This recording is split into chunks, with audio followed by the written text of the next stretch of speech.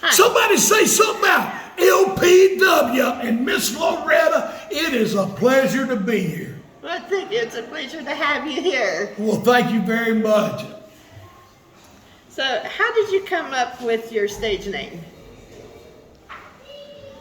Well, actually, Tony Atlas. We was at the wildfire come from Tony Atlas. We was in Atlanta TV one day, and Gordon Soley was interviewing me and Tony, and he asked Tony a question about me, and Tony said he's like a wildfire in that ring. And just ever since, thank you, Tony Atlas, Mr. USA, my bestest friend in the world. But we were the first salt and pepper team in Georgia. Me and Tony go way back. Oh, wow. So, what was your catchphrase? Somebody say something about fire it up. Just people at the TV station back in the day. It was it was a great atmosphere, and it's like I said, to be here at LPW, it's an honor to honor me. They're honoring me tonight, giving me a plaque. I mean, it's just an honor to be here, and great that folks still remember a old wrestling legend. I don't think he's on. Thank you very much. You're welcome. So, what brought you to the wrestling world? Well, I grew up around wrestling, and my mother and father, they got a divorce when I was graduating high school. I had a partial scholarship to Louisville, Kentucky to play football. Wasn't fast, but I could catch good. And so anyway, I talked to Jerry Jarrett. I knew Eddie Marlin. My dad was friends. They were from Memphis, Tennessee. And anyway, so I just grew up around wrestling. Used to go with Eddie to some of the shows. And then Jerry Jarrett, which was the owner and promoter, he married Deborah Marlin, which became Deborah Jarrett. And just long story short, I couldn't afford to go to school. And I seen them guys driving, Lincolns and Cadillac. I thought, that's me. Well, when I first started, I had old Ragley LTD.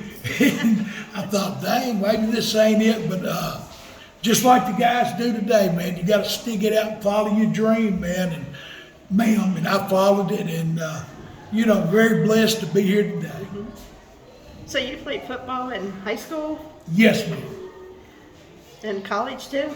No, ma'am. I graduated in 1974 and started wrestling about middle ways through 1975, and had never looked back. Oh my gosh. So who was your manager? Well, actually, when I went to Atlanta, Georgia, I was a fan favorite. But in Memphis, Tennessee, the folks loved to hate me. I used to wrestle Jerry Lawler. Matter of fact, one of the best deals they ever did. I come back from Japan, Austin Idol and Jerry Lawler in a hair versus Austin Idol, giving all the money back to the fans, ever who won. And the ring, it was a 20-foot cage, and it was on the floor. I got there at about 4 o'clock and hid under the ring for 6 hours on an air mattress, and come out, pile drive Jerry Lawler. They had folks coming over trying to climb over the cage. I mean, been in some of the greatest angles in the world. Wow. So who were your mentors? Well, Tojo Yamamoto and Jerry Jarrett, they brought me in, but and I know a lot of folks, but the fabulous Jerry from Jackie Fargo, we did, Eddie Gilbert, myself, we did the Fabulous One gimmick, and but Jackie was there, and Jackie, he was just a great guy, drawed a lot of money in the Memphis area, wrestling. So tell me about your wrestling debut. When was it? Who'd you wrestle? Well, now my first match was in Tupelo, Mississippi, home of Elvis Presley.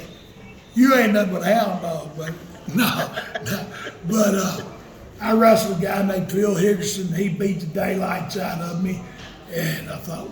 Then the next night I wrestled his partner, Tank Patton, in Jonesboro, Arkansas, and he beat the daylights out of me too. And I thought, maybe this ain't what I want to do, but I stuck it out, and it all worked out for the best. I'm still, the good Lord blessed me good, because I'm still here today doing what I love to do. Yes, yes. And if not for all of you folks out there, there'd be no Tommy Wildfire Rich or none of the rest of them. So thank y'all so much. You're welcome. So what was a maneuver you were known for? The Luthez Press. You want me to show it to you? Maybe you could just describe it. Your husband might get mad. And, but it was just instead of a crossbody block, you come straight on. But Luthez, he was a world heavyweight champion. As a matter of fact, in 1981, when I won the NWA World Heavyweight title from Harley Race, I beat him with the Luthez Press. So, yeah, I'm just blessed to be in all of the wrestling history. So what were your tag team partners? Lord, I got Tony Atlas, of course, Mr. USA. Tony Atlas was one of my greatest partners, and of course I teamed with Stan Hansen, Ricky Martel, Wahoo the Chief Indian, Wahoo McDaniels. You know, I got when I went to Atlanta, Georgia, and like I said, you asked me about now. One of my worst first matches was when I went to Atlanta, Georgia, and just Bobby New Rowe and everything, and I had to wrestle Abdullah the Butcher. He busted my head, beat me in about 30 seconds. There again, I was ready to quit again. Tony Atlas come and saved me. And from there on, me and him had a bond and become the, Atlanta, Georgia, the Georgia Tag Team Champions. So, just it's all been a good road for me. Wow. Yeah, you were one of the best. Well, thank you. You're welcome. Is there anybody you had a feud with in the wrestling world? Jerry Lawler, Buzz Sawyer, Abdullah the Butcher, King Kong Mosca, Superstar. I mean, in Georgia, you had to wrestle the best. I was a Georgia heavyweight champion. Don't remember how many times. But so the Ken Patera, Olympic wrestler, I wrestled the cream of the crop and sometimes come out on top, sometimes didn't. That's part of the game, but, through it all, I wouldn't change nothing. Did you have any serious injuries in the ring? Well, you see this knuckle right here. It won't straighten out. And then I had busted my knee and had to have an orthoscope on it. But other than that, I've been pretty lucky.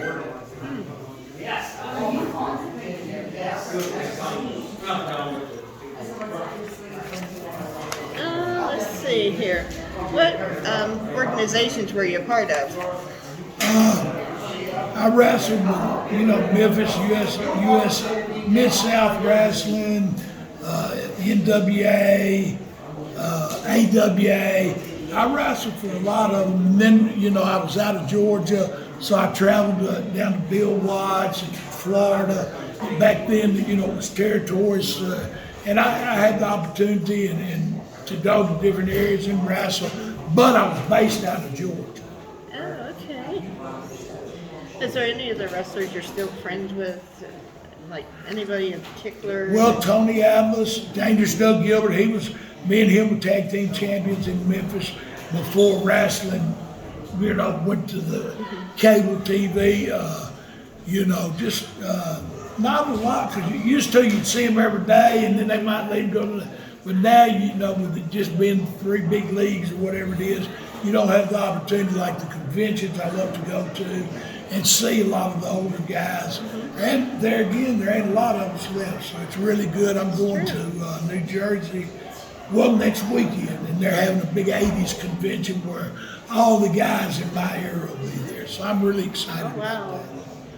So are you still wrestling? Yes, ma'am. I wrestle in tags. I can't do singles no more because of my old knees and stuff. I mean, still love to do it. Some of the fans still love to see me. God's good, So long as I got the man on my side, I'm gonna keep doing it because I love to do it. All right. Is there anything? Have you stayed active in your communities and any other besides wrestling? Yes, ma'am. Well, I live in Myrtle Beach, South Carolina now, so I'm enjoying.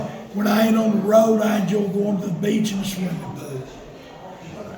That sounds nice. I tell everybody we moved from Atlanta to Myrtle Beach. I tell everybody I traded my pine trees in for the palm trees. You know, so it's a, you know, like I said, I've been very blessed in this business. Done it since 1975. So I've had a very good, you know, long time, and just without the fans, I wouldn't be here. You know, I've had a great career, and it's just an honor to be here. Hey, we're having a big night here tonight too. That's right. Parkersburg, West Virginia. Parkersburg. I remember wrestling the original Sheik at the National Guard Armory one night. I flew in from Atlanta, and anyway, we wrestled National Guard Armory, and the inside was full, and there was a line around the building. I mean, wrestling was just, it was hot. And needless to say, I was scared to wrestle the Sheik, but of course he busted me open. But it was one of them nights. It was just a great night to just see all the love for Tommy Wildfire. Yeah, it was. Wow, it was an honor to have you here in Parkersburg, West Virginia. Well, thank you very much. You're welcome. So, thank you for your time, and Tommy Wildfire Rich. Stay tuned for some more LPW coming your way.